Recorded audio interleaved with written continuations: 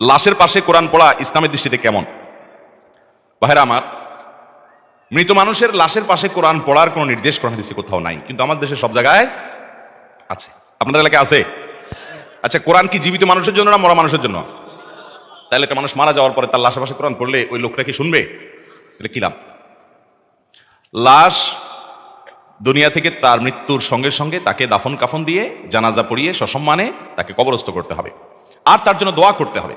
কিন্তু লাশকে ঘিরে কোরআন নিয়ে বসে কোরআন তেলাওয়াত করতে হবে, এরকম কোন নির্দেশ কোরআন হাদিসে কোথাও আসেনি।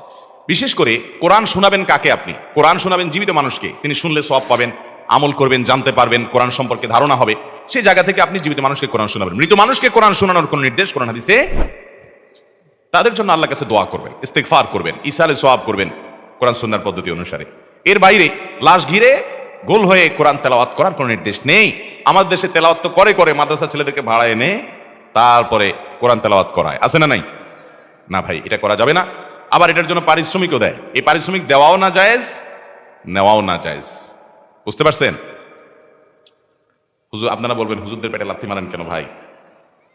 না ভাই, সারা দুনিয়াতে কোনো আলেম এটাকে অনুমোদন করেন নাই। মৃত ব্যক্তির জন্য কোরআন তেলাওয়াত করে টাকা নেওয়া এবং দেওয়া, এটাকে জায়েজ বা এলাও পৃথিবীর কোনো আলেম করেন না। সমস্ত ওলামা ইকরাম না জায়েজ বলেছেন, কিন্তু আমরা অনেকেই এটা করি। আপনি আপনার মা বাবার জন্য দোয়া করবেন এবং অন্যদের কাছে দোয়া চাইবেন, কিন্তু টাকা দিয়ে মৃত ব্যক্তির জন্য কোনো কিছু করানো জায়েজ নাই।